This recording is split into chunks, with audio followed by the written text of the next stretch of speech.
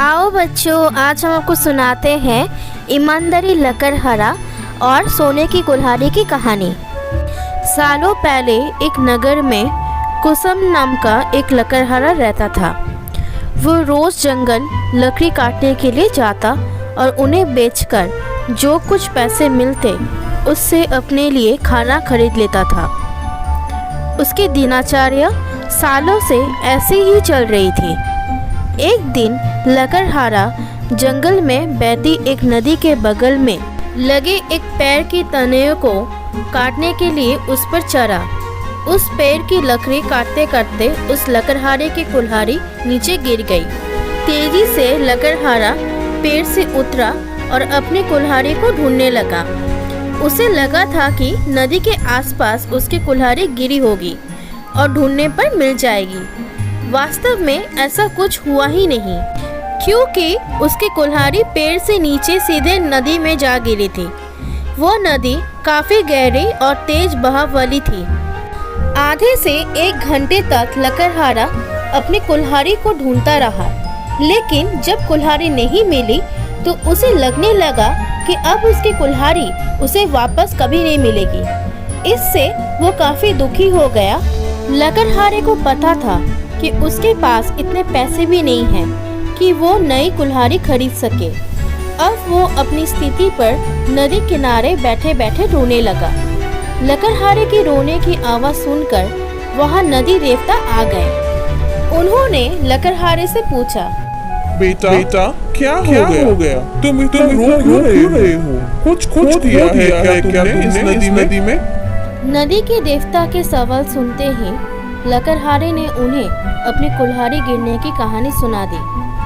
नदी के देवता ने पूरी बात सुनते ही कुल्हाड़ी को ढूंढने में लकड़हारे की मदद करने की बात कही और वहां से चले गए। कुछ देर बाद नदी के देवता नदी से बाहर निकलकर आए और उन्होंने लकड़हारे से कहा, मैं तुम्हारी कुल्हाड़ी लेकर आ गया। नदी के देवता की बातें सुनकर लकड़हारे के चेहरे पर मुस्कान आ गई। तभी लकड़हारे ने देखा कि नदी के देवता ने अपने हाथों में सोने रंग की कुल्हाड़ी ले रखी है। दुखी मन से लकड़हारे ने कहा, यह सोने रंग की कुल्हाड़ी मेरी तो बिल्कुल भी नहीं है।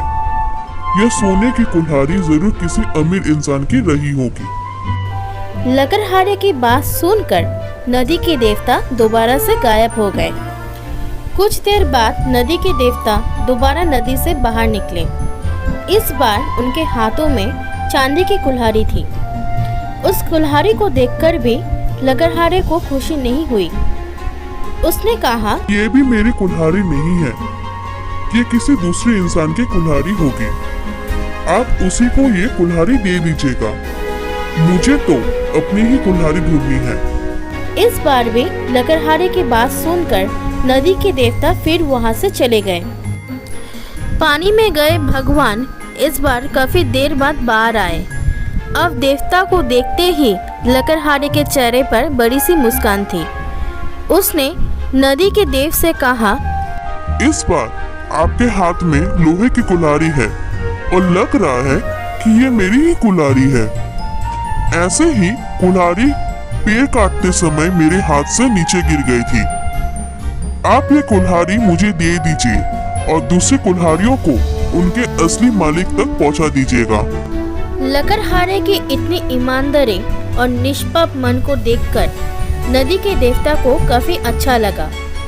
उन्होंने लकड़हारे से कहा, तुम्हारे मन में बिल्कुल भी लालच नहीं है। तुम्हारी जगह कोई और होता तो सोने की कुल्हाड़ी झट से ले लेता, लेकिन तुमने ऐसा बिल्कुल भी नहीं किया।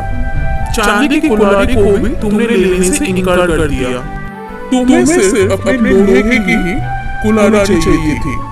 तुम्हारे इतने पवित्र और सच्चे मन से मैं काफी प्रभावित हूँ।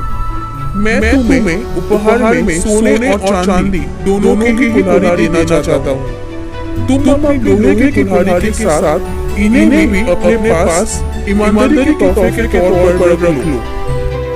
यह सुनकर लकड़हारा खुशी से नदी के देवता से उपहार स्वीकार किया और खुशी खुशी घर लौट गए। इस कहानी से हमें क्या सीख मिलती है बच्चों? कि ईमानदारी से बड़ी दौलत इस दुनिया में कुछ नहीं है। अच्छे ईमान वाले इंसान की चारों तरफ प्रशंसा होती है। गुड नाइट बच्चों, sleep well. Subscribe my channel. कहानी कैसे लगी आपको कमेंट करके बताना और शेयर करो अपने फ्रेंड्स के साथ।